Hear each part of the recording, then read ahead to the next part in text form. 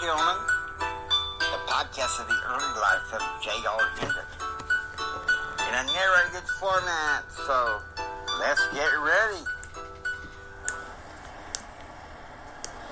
Hello guys, welcome aboard. Me and J.R. are drinking some glasses of ice cold lemonade, huh J.R.? We are. So, alright, these podcasts, unfortunately, are going to be pre-recorded because, well, we're having some problems once again with Spreaker. But I promise you, we will be back on full air, caught up and in time, okay? So, without further ado, let me cue up the bell. There we go. I don't think we're going to need the bell too much because this is one of those sweet episodes. At least I'm hoping. Okay, now, here we go. JR, get us started. Friday's activities were as follows. At 3 a.m., Daddy had us, the 4 interns,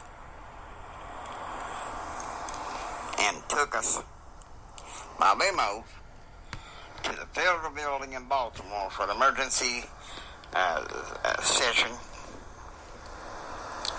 of the Senate committee in order to present the bill before the entire Senate on Saturday evening. Last night, I called Karen and asked her out on a date. She agreed for a lunch date only, and I was very happy to have that. Okay, so it's 11 a.m. Karen shows up to pick up JR, and she's like, please forgive me, JR. The past few weeks of this internship, my mother has been absolutely driving me crazy. And JR's like, look, if it's any consolation, my dad has been driving me crazy too. And Karen said, well, I can't say I totally relate, but it helps.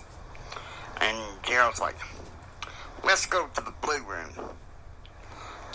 Get some of the best shrimp I can think of. I know you don't want to go to Joe's Crab Shack with Jim Bob again. And Karen's like, where did you get your taste in restaurants? And of course, JR says, my mama. Who do you think it's paying, JR or Karen? Jimmy, don't do that. Okay, it's 1 p.m. They've had their lunch. Karen's car pulls up at the banks of the Potomac River, and JR, they sit down, and JR takes off his shoes, and he's dangling his feet into the river. And he's turned to Karen and he said, do you want to get married? So Karen hugs him and she says, what a surprise. Are you proposing to me? Karen Diane Kreider, will you marry me?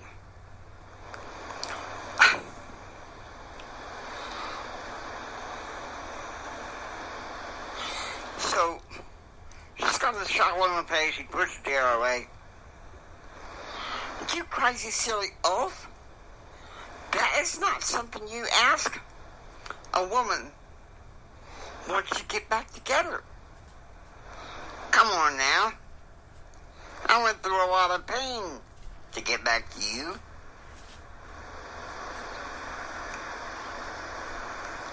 I'll try my best, honey. And she says, I appreciate that you've changed. But think about it. We come from families that are polar opposites politically and morally. We can still make it work. I mean, I'm a strong man who's gone past Jennifer Bowers. And she says, Yes. What if it was your father that set things up with you and Jennifer Bowers? And those stories about how your grandmother and grandmother taught you to be a gentleman, spare me. I like that you're chivalrous, but I need a defender, bucko. Okay, Karen, you know what's coming up. Jimmy, don't do this. Sorry, JR. She gets the bell.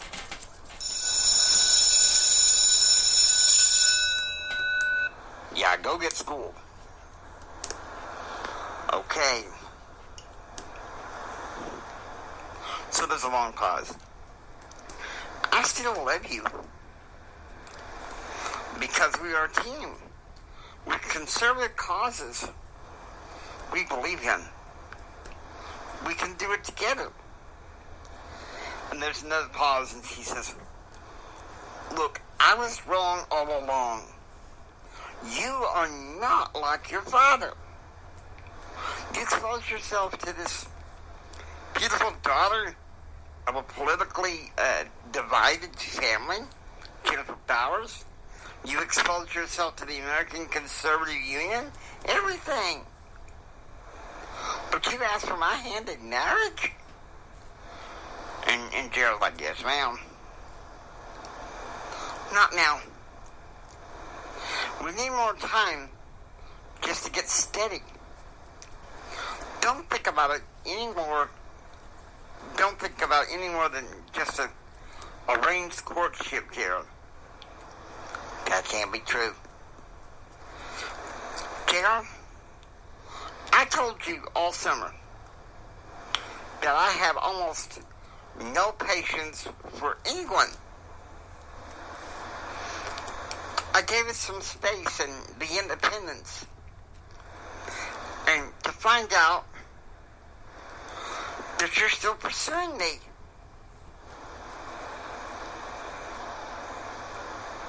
Can't run. I'll do anything to make this right. I need you. Listen to me. Let's not split up. We've had it going so good. I don't want anything to go wrong between us now. When you get some pointers from your father on how to deal with my mother, then maybe we can talk about marriage. Okay, so they drive, Karen's drive, the car pulls up to 14 Princess Gate. Hey, Gerald said, Mark, take my socks and put them in the wash. Thank you. And Karen's like, church tomorrow morning? And Gerald's like, I wouldn't miss church for the world. And she says, actually, I thought it was sweet when you proposed to me.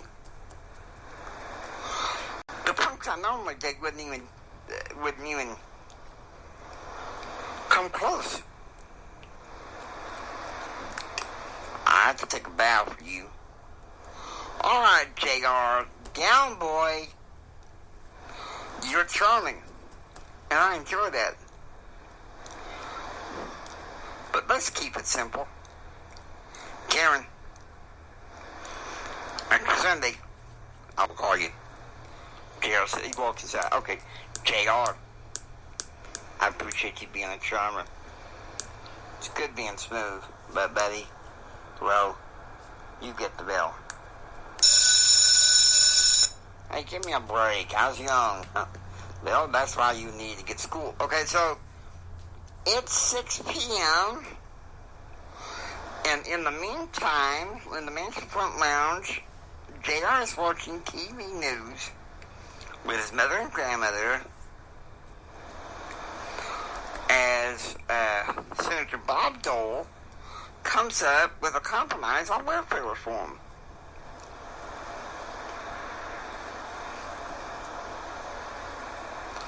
JR, I honestly thought at the time that Bill Clinton would sign these provisions. I had no idea he would use the government shutdown to stop it.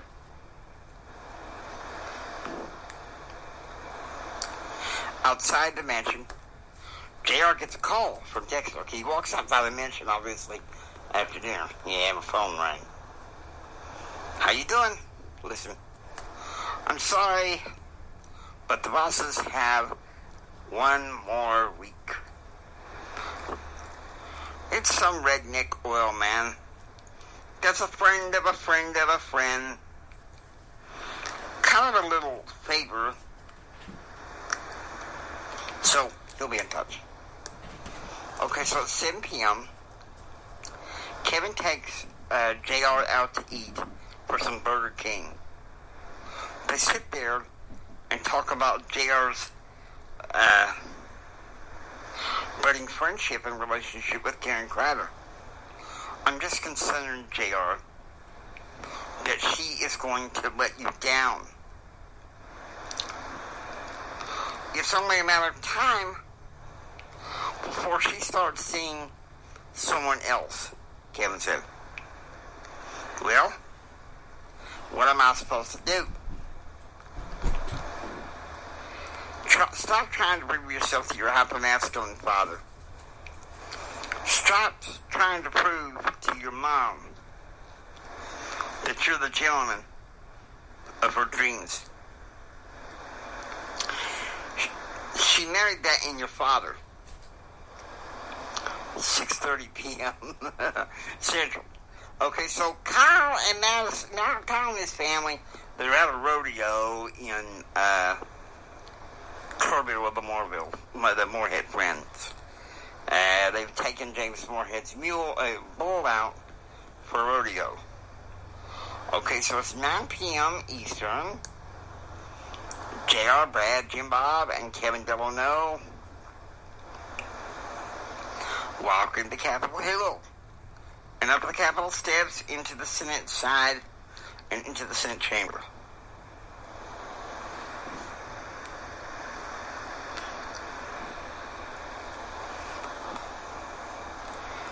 This meeting is called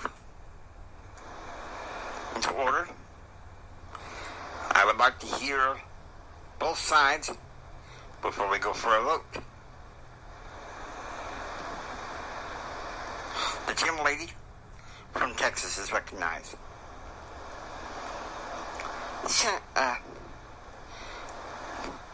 Senator Dole, Senator Mott, this Commerce bill will no doubt turn what's already happened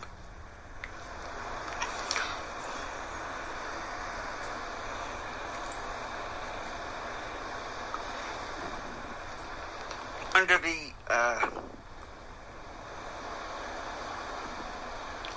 Bush and Reagan administration on its head.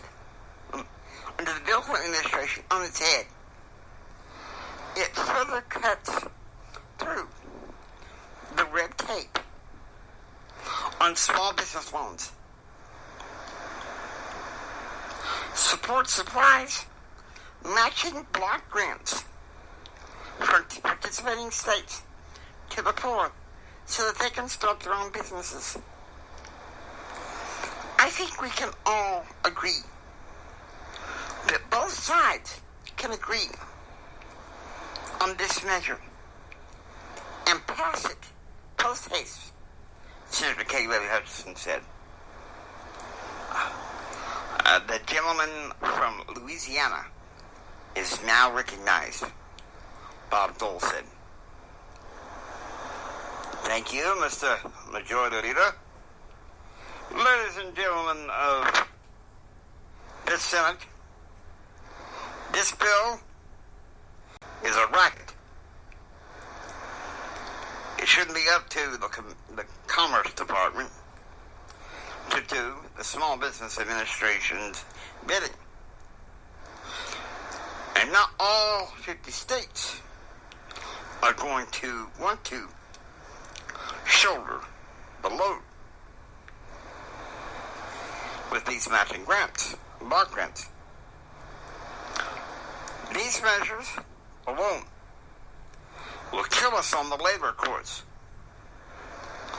Because I practiced labor law before going to the Senate.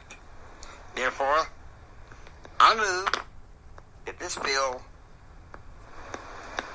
be filibustered and killed. The bill went before the Senate with 2 ballots.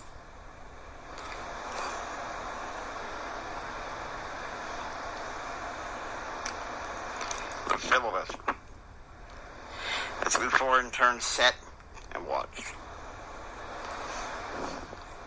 Brad said he could see the handwriting on the wall. The vote was 56 to 44. The bill was killed. The yeas are 44. The nays are 56.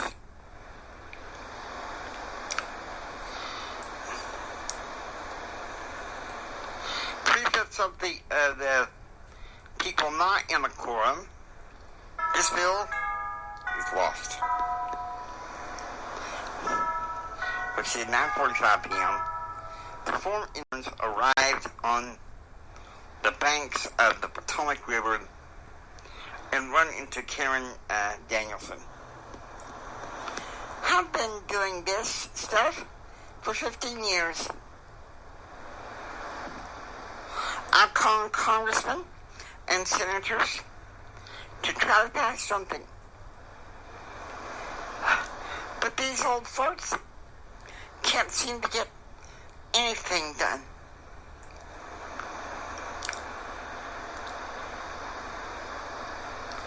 Take it from me. I'm gonna talk to your boss. Your days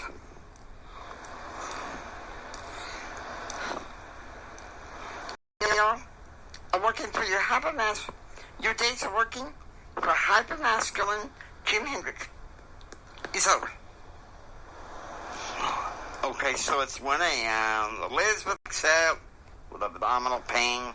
She goes into the living room to watch some country music videos and to take a tonic. 7:30 a.m. Jim, Betsy, JR,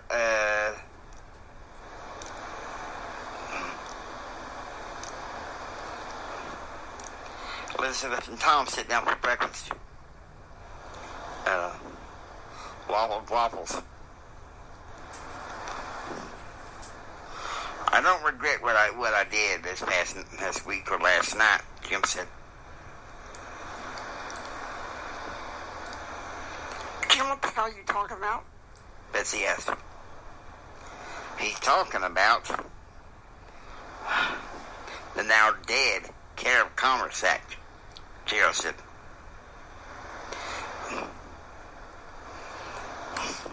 I've been chatting with you kids.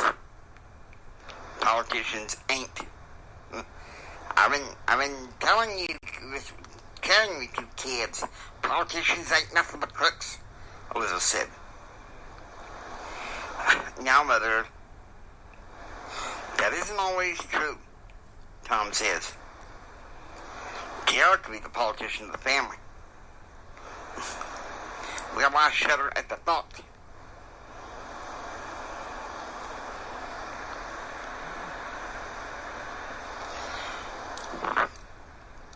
Jim and JR, we have a dinner party tomorrow night at this house with David and Miriam Frankhauser, Betsy said. Well, you know I love that guy. Because sometimes on matters of importance, he will disagree with Justice Kennedy and sit one out on opinion, Jim said.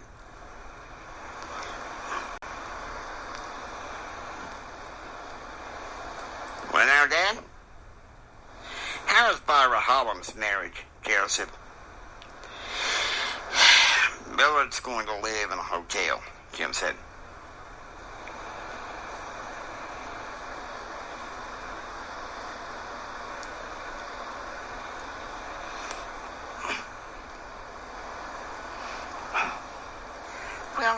Barbara said that she wants to work it out.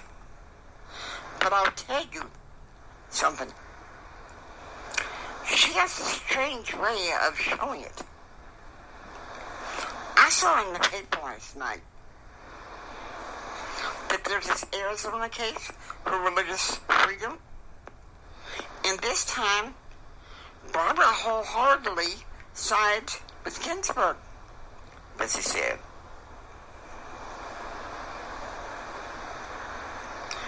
Should be nothing but trouble.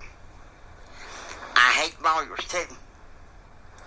And I wish J.R. would change his mind about that.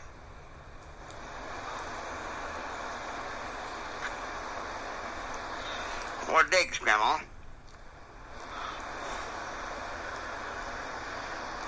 What digs, Grandma?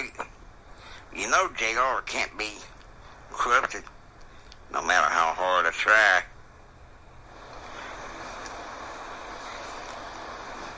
I'm so sorry, J.R. Melissa says. Okay, so who should get the bell on this? It's hard. Somebody needs the bell. At least one more. Jill. School, bro. Don't try to corrupt JR. It's funny. Several months ago, he was worried about Charlie corrupting him. Okay, so it's 9 a.m. and JR is addressing Baptist Church. He's sitting happily at Karen's side. And the pastor, Guy Trimmer, preaches about the Christian worldview. It was at that point that what happened while working for Daddy last night was out of sight, and I was out of my mind. And on my mind was the Christian worldview. And at that point, so was my relationship with Karen. Okay, so it's 11 a.m. Knowing that his family, the rest of his family's going to be in Baptist churches, Jim decides he's going back to church. So he goes to the Bethany Assembly of Christ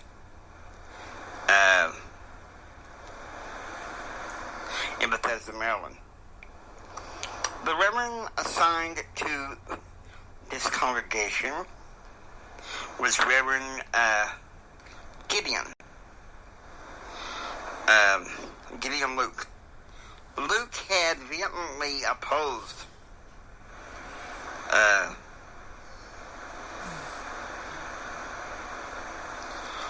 Jim's bill. He had vehemently opposed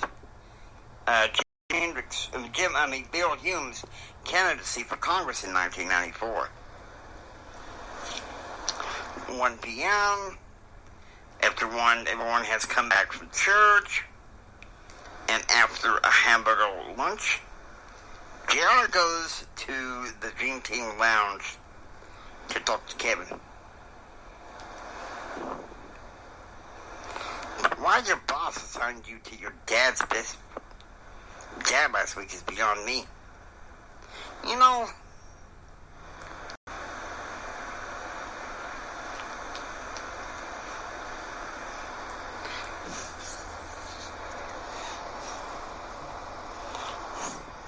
that chief I was assigned to last week.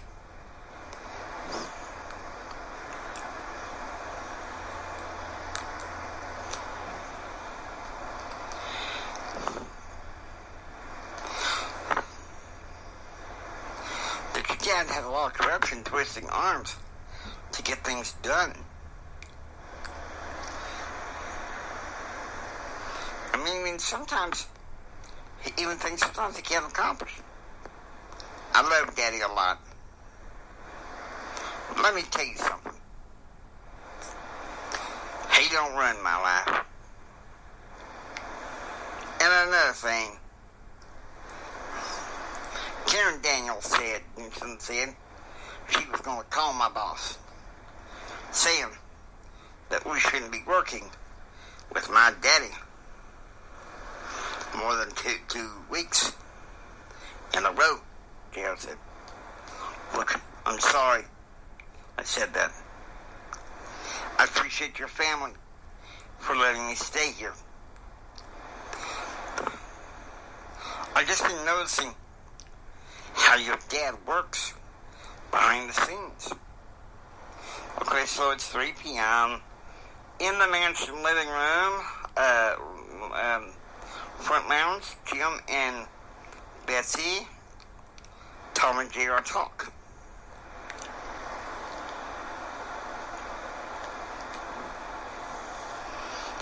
I don't know what come up, Claude, Jim said. Well, our honeymoon's over. Janet is in Abilene with her folks. And he could have easily come and stayed a while with me. But he comes and hangs out with me for a couple of hours. Talking about the good old days. Wildcatting. And why I shouldn't have shut out Carl. He's only in town for business. And he's holed up in some trailer in Chesapeake and some trailer in Kimberville.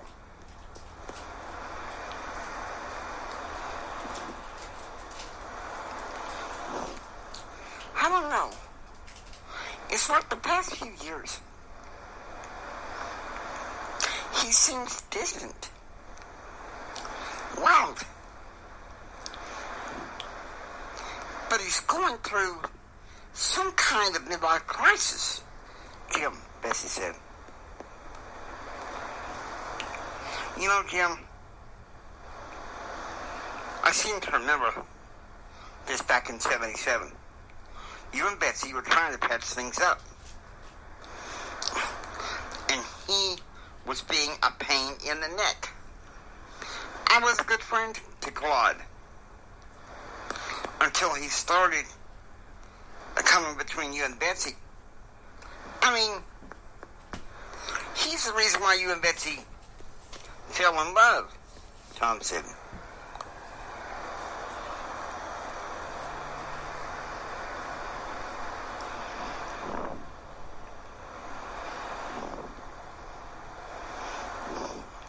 Okay, and this is what Grandma was like. She's like, look,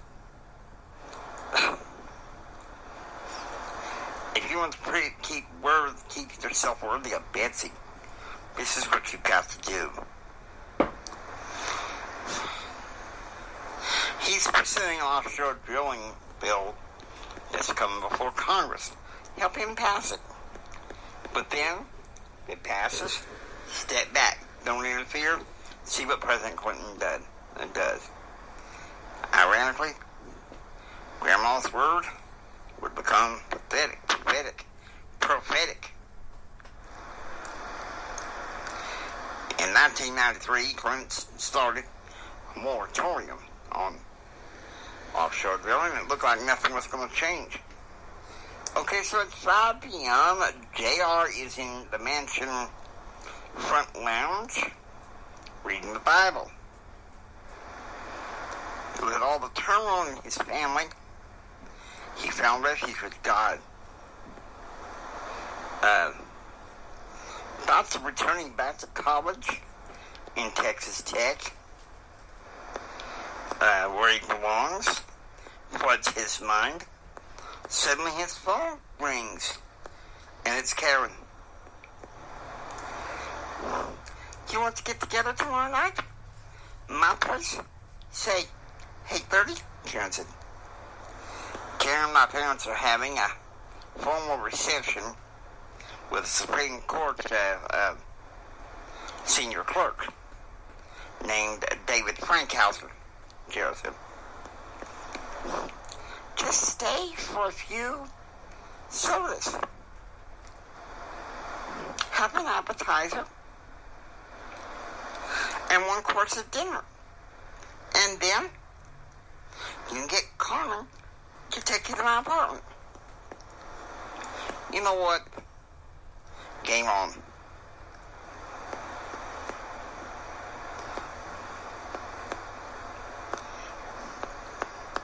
I live with my daddy, who my daddy's hanging out with right now. But I'm not very pleased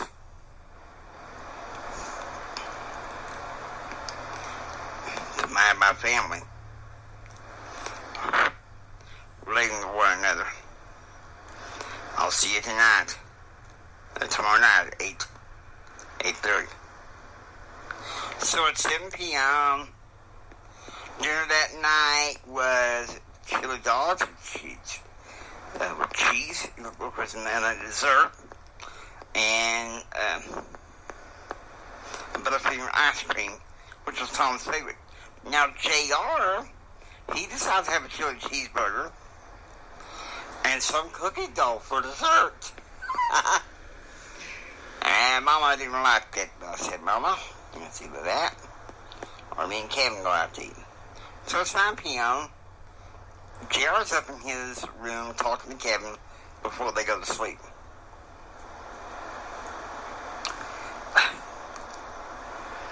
This place ain't gonna be the same. This place ain't gonna be the same once Mama goes back to Texas, JR said. You don't know, JR? I'm gonna be flying back to Dallas on August the 4th. I'm sorry. You know, Kevin saying it, and JR's like, don't be. And I won't be going to the ranch on weekends too often. As long as Kyla's there running the show. Mama's always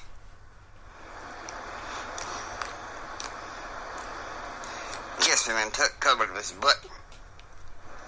And expect us to do the same. Well, I'm done.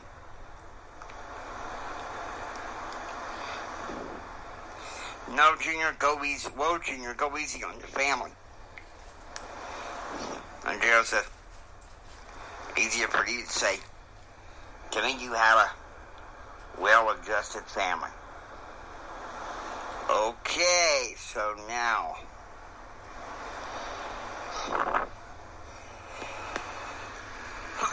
it's July 24th.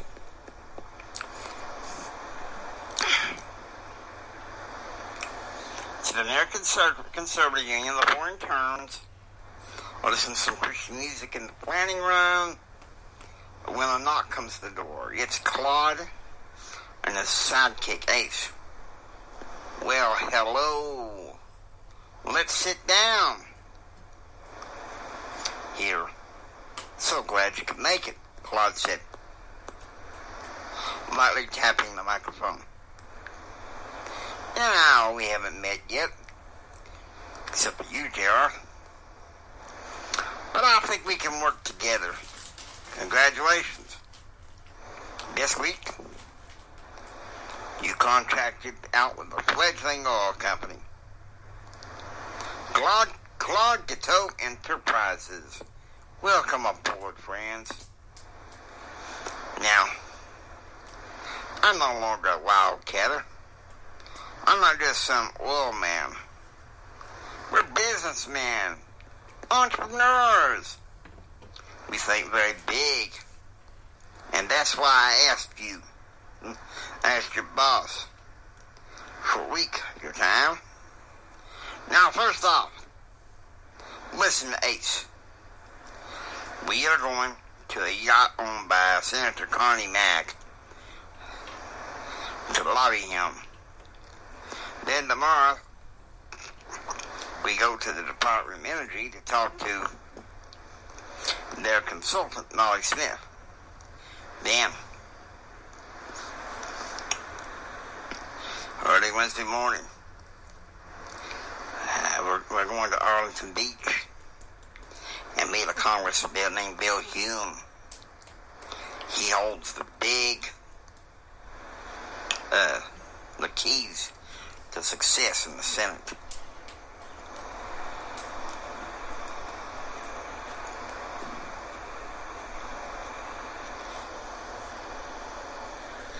So there we go.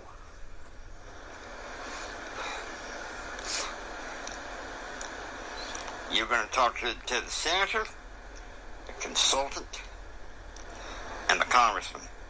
The congressman, the consultant, the Senate, whatever. You're going to get whatever information you do, bring it to Ace. He knows what we're doing. So true to form, we had to borrow Daddy's pontoon boat to go out to the yacht. We're the same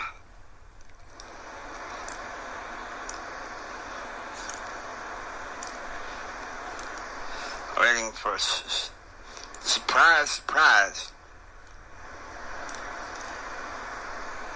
He readily agreed to work on passing the offshore drilling plan. Okay, so it's 12 p.m. Ace had asked the crew to meet him at a makeshift office. It's in a small house he rented for himself off the freeway. Claude, he rented a trailer. Okay, so he's there. He says, "Okay, good work, man. There's one thing I gotta say.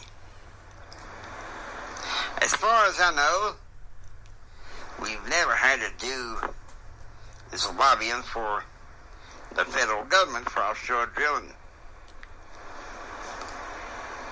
But I'm doing this just for my good friend Claude. Tell him we got that done. Stay in touch." 1 p.m. Gerald, Daddy had asked me to show up to the U.S. House Chamber, where the data was, the debate was finishing for offshore drilling, and Newt Gingrich gave a speech about the passing of bill.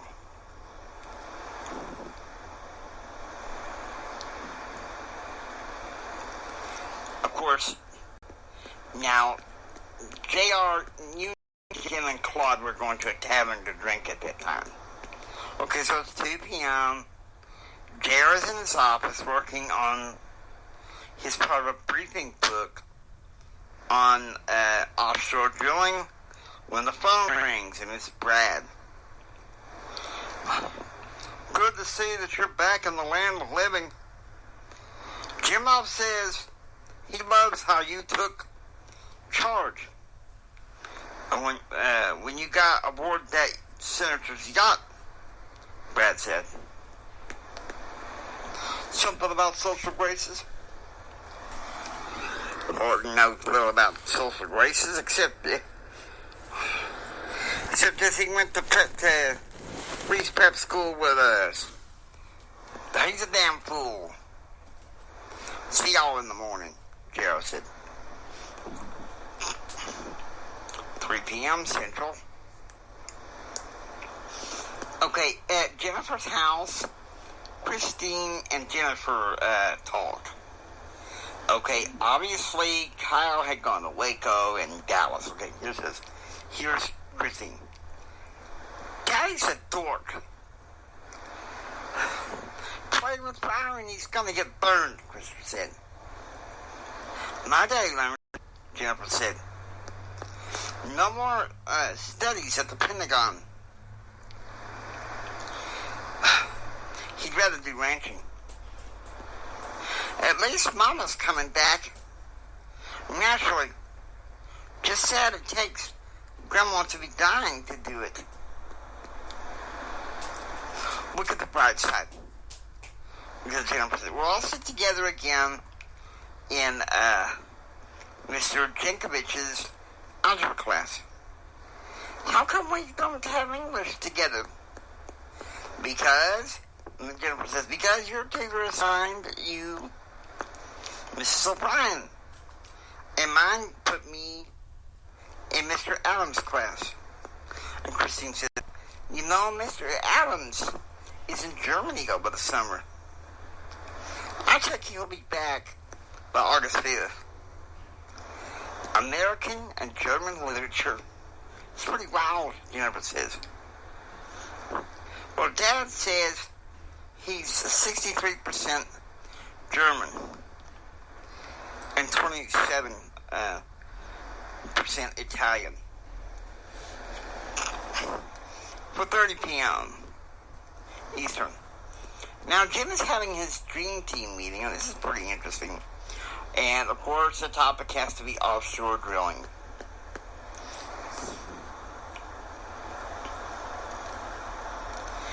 Honestly, I don't know what the hell to do with it. He wants offshore drilling. Okay, fine.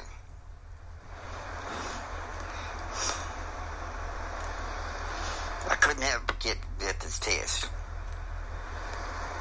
But I doubt President Clinton is going to sign it, Jim said. Just tell him no. You're trying to work on getting small business sustainability passed. Dave Rosenberg says. Now hold on, Avery Covington said. Claude Guiteau is a venture play. So it ain't the kind that just say no to. Finally, Jim bellowed in frustration. Look, idiots. It's pure real estate, Daniel Fry said. Okay, guys, let's keep our heads cool. Jim, you can get it past the House. You can get it past the Senate. But the fate of it getting to the President is up to Claude, Steve Moore said. Okay, so we're at the White House. Bill Clinton's meeting with some top secret advisors for meetings. President Clinton.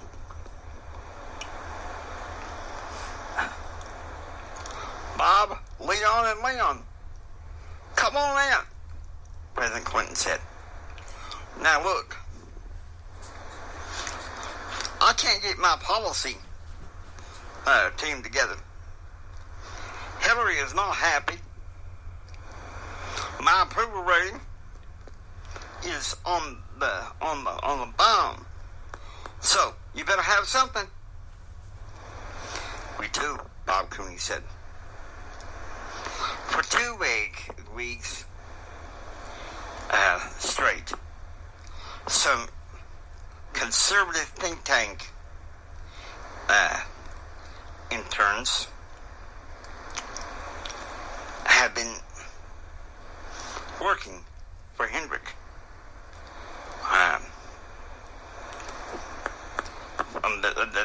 this year in the summer. Well, this week they've been assigned to to a friend of his who is working on passing offshore drilling, Leon Drew said. You'll never guess who contracted out this work with the interns this week. The guy, the best friend, the business associate Hendrick sold his business to. Perfect. That's like that initiative he's trying to pass. Last week, the Care of Commerce Act.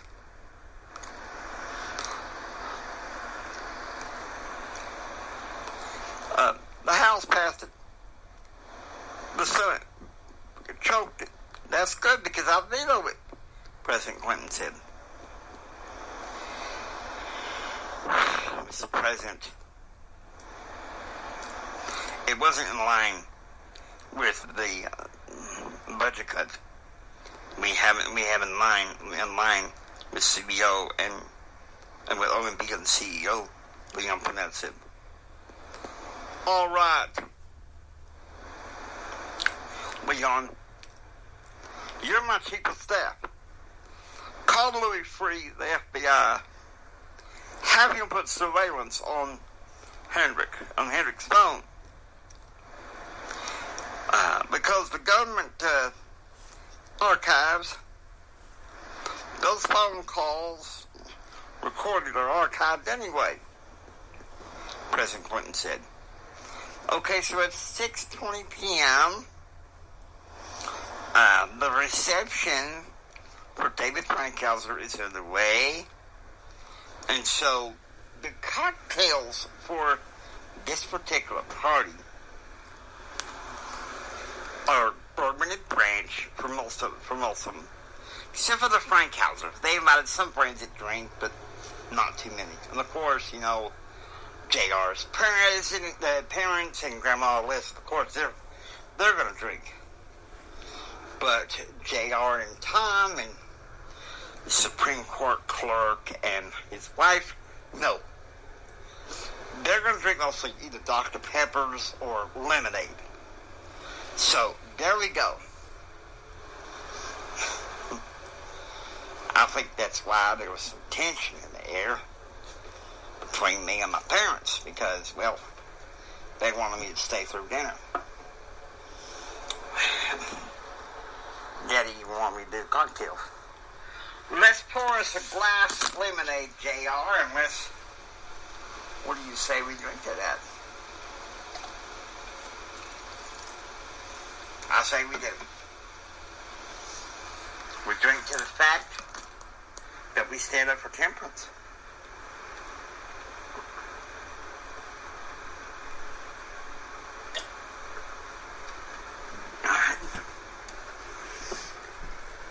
And there we go.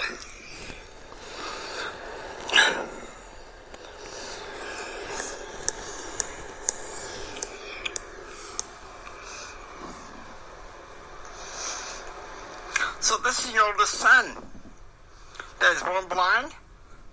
Dave Frankhauser said. Yeah, he's my pride and joy.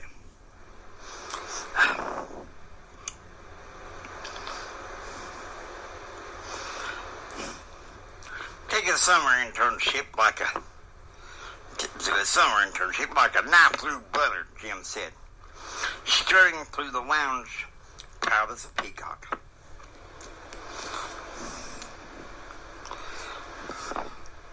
I noticed, like me and my wife, neither he nor your brother-in-law drink. Neither do I. Although I understand, guess you do.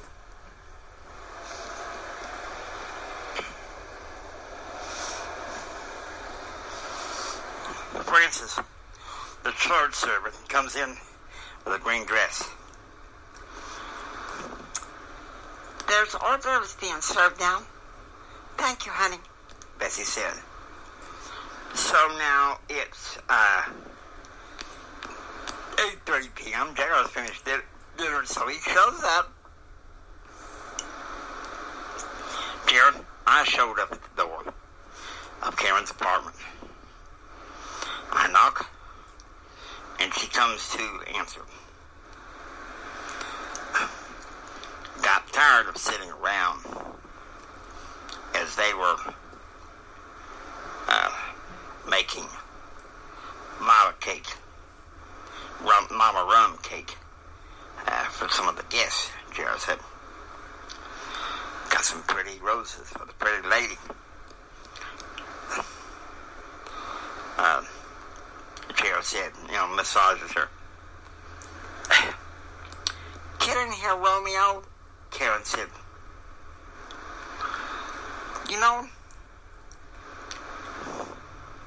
I'm surprised I let you touch me.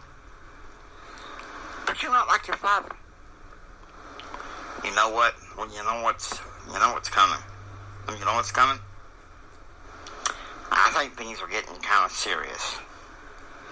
And well, we could but go back to being steady. But where to go from here? That's a very dumb question. We live in two separate towns, about 140 miles away, Karen said. Oh, come here.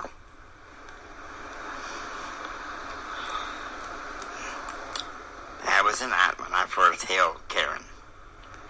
It was just like holding heaven. I was approaching my senior year in college, and she was going off to graduate school. And social work. Not knowing if we would ever stay together. Okay, so it's 1 a.m. the 25th, and Grandma Elizabeth, she wakes up, and she's feeling kind of queasy. Yesterday she had another argument with Betsy, probably at the rum cake. It was distressed.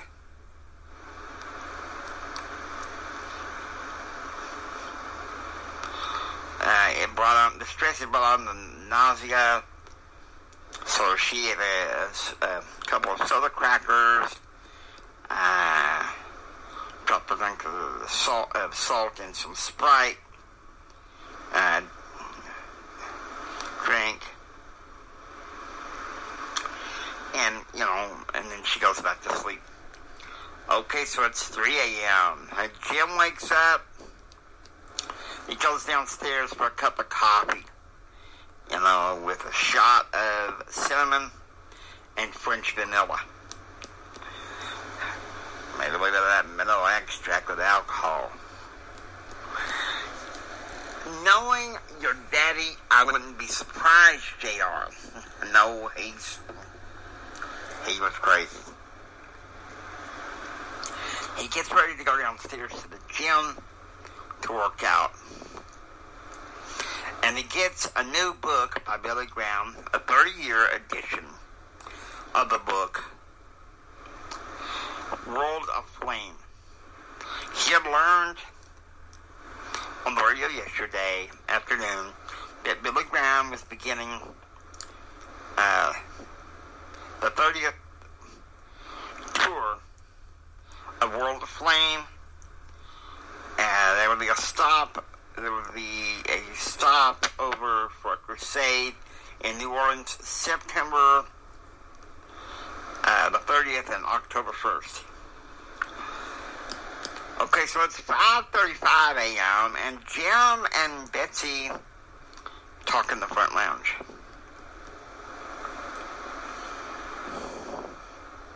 Something's bothering you, Jim. What is it? Betsy said. I agonize over what happens when you go back to Texas, Jim said. Please don't be, Betsy said. Please don't let Kyle run that ranch all alone anymore. Jim, please no. Remember the day of the funeral and the wedding?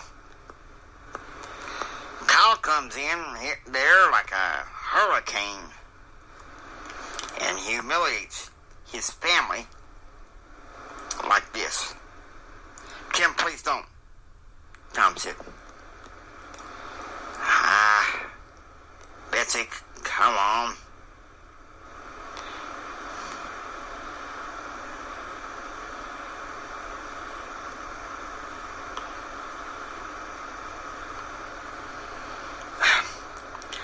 Kyle, he's unproven. He'll be okay, Betsy said. Now look, he's not okay. Got a nasty temper, just like his daddy. Look.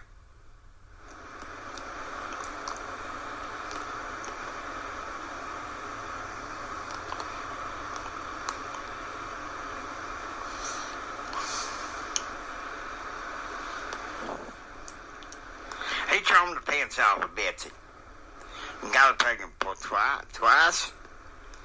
Now, resorted to drinking and womanizing, Jim said. Okay, wait a minute, Jim. That's enough, Tom said.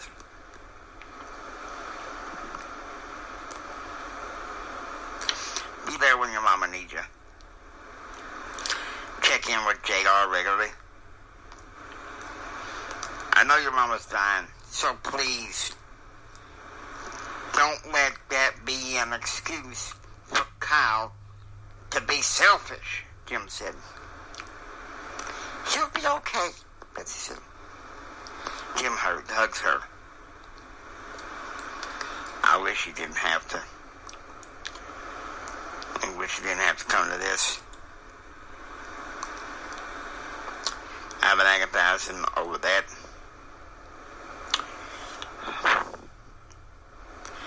But with all the fire I'm probably going to be receiving this fall and next year, it's for the best that you go away. Tom, Betsy,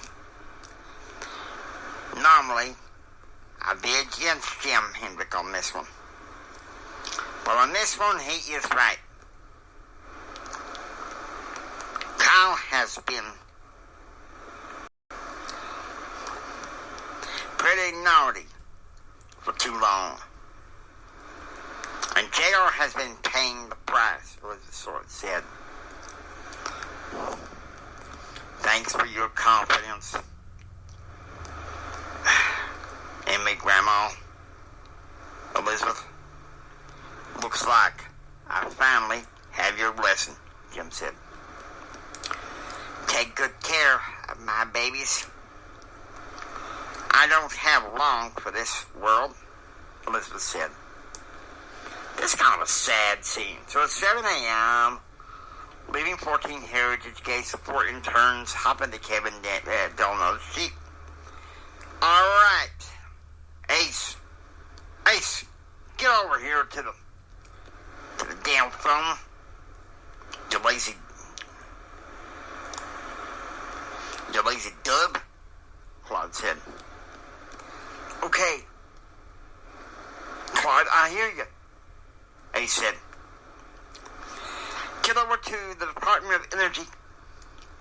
That consultant, Molly Smith, should be coming in by special limousine. Okay, so it's 7:25 a.m.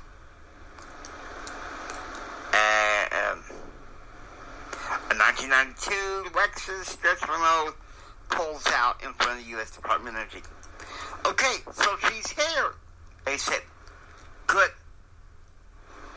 Brad, you and JR go up to her and talk to her and get whatever data and consulting materials that she has for us. Delano, Horton, Secretary O'Leary is approaching to talk to her. Why don't you intercept and see what's going on? And I'll try to check on you guys later. Okay, so it's 9 p.m. The 4 interns arrive at the makeshift office and house of Ace. It's nothing to worry about. If I know the U.S. government, they'll have Mrs. Smith back to Miami Beach with her family by tomorrow. She's enthusiastic, looks through the papers. U.S. government seal in the picture. Okay. Thank you, Molly. Ace said. Lucky lady. I wish I could go live at some beach. I'm such a desert rat. Okay, so it's 11 a.m. JR is in the mansion doing some reading. And Ken calls. Hey, man, long time no hear. From you. How are you? And JR's like, well, I'm doing okay, Kenny. We had to get this internship over with and go back to Texas. JR said, something sounds wrong. Are you Sure, Kim said. Past 3 weeks on this internship has been nothing but crazy. I worked 1 week with the union, 2 weeks for Daddy, and now I'm working for his best friend Claude. Is everything okay between you and your dad? Don't know. Yesterday, he was calling me his pride and joy.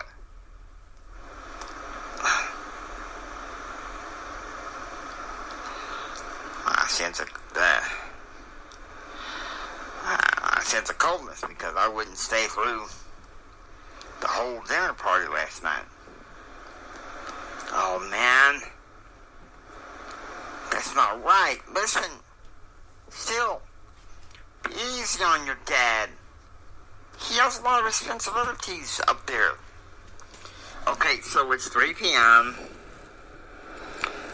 Betsy goes to have a ladies' tea with Katie Carter. I want you to picture this, okay? It's a Carter mansion, okay? It's a Carter mansion. At that point, Blake is downstairs in the basement in the air. And it sounds like the kids are gone.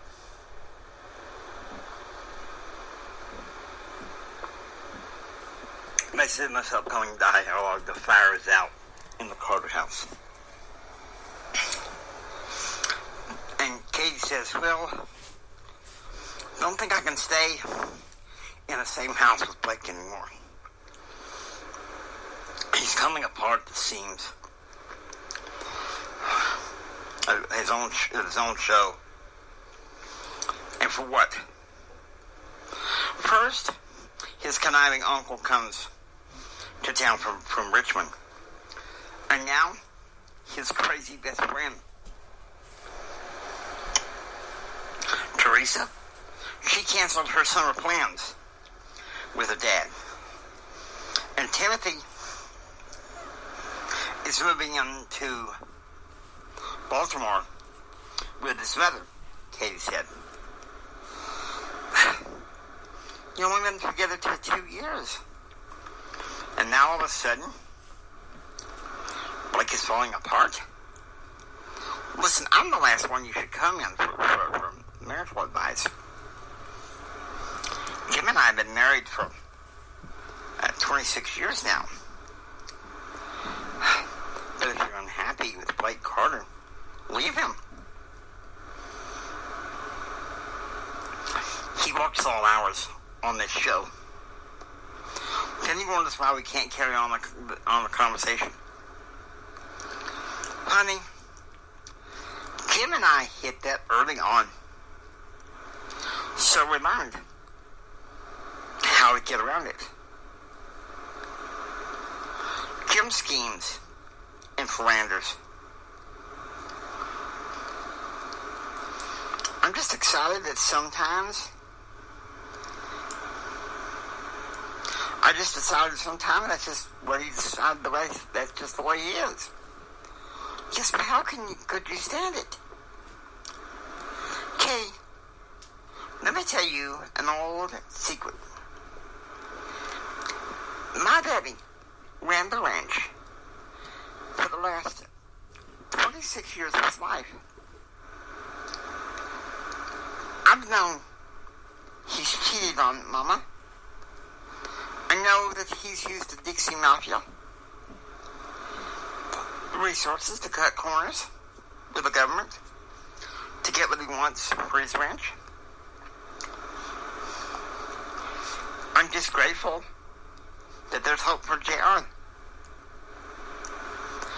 What about your 2 other kids, Colin and Christine? There's too much tension between Kyle and Jim. But he adores Christine. Although I must say, sometimes Christine can't stand him. Look, regardless, you have to do what is right for you. and what you think is right for Ezra. Okay, so it's 5:35 p.m. in the apartment JR and Elizabeth talk. You keep your chin up, and you keep your head in those books, Elizabeth said. And JR's like, yes, ma'am. You stand up to your daddy and Kyle. I think your mama just lets them do whatever the hell they want. Your granddad would never have put up with that.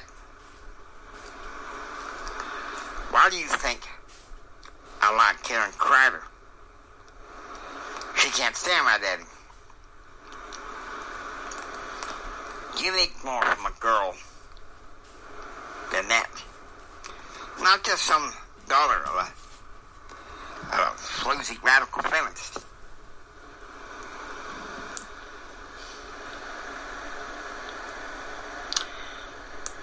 I give this episode, ironically, I give it a glass of lemonade. I give it a 3 point, a scale of a grade point of average of 1.0 to 4.0.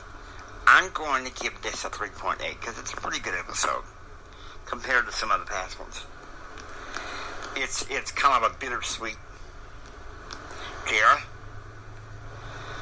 I actually give it a 3.7, and glass of Dr. Pepper.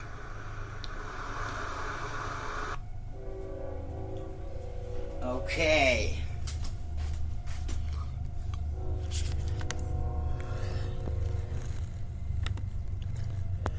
Hope you enjoy listening to the J.R. Hendrick Texan Gentleman. If you like what you hear, please subscribe, become a part of the adventure.